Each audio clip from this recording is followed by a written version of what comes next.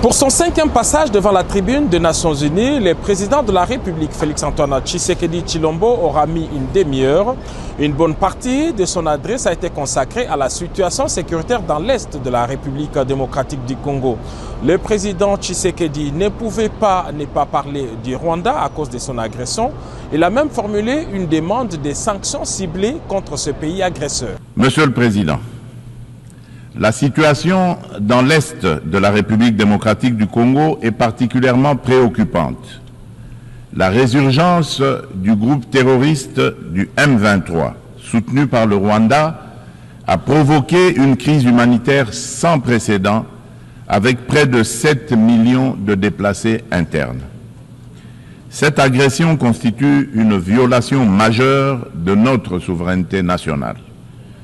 Nous appelons la communauté internationale à condamner fermement ces actes et à imposer des sanctions ciblées contre le Rwanda pour son rôle déstabilisateur et néfaste.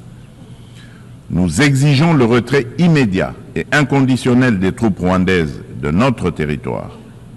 Bien que les récentes initiatives diplomatiques telles que les pourparlers de Luanda soient encourageantes, elles ne doivent aucunement occulter l'urgence de cette action essentielle.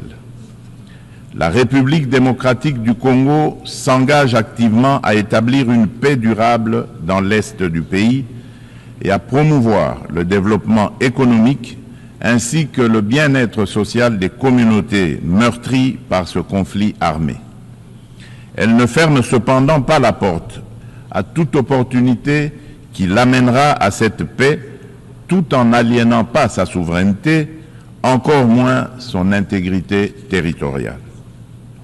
Dans cette optique, elle est résolument engagée dans la mise en œuvre de la feuille de route adoptée dans le cadre du processus de Luanda, que je soutiens fermement, qui promeut un dialogue de haut niveau visant à restaurer la confiance entre la République démocratique du Congo et le Rwanda, tout en minimisant le risque que la crise sécuritaire actuelle ne dégénère en conflit régional.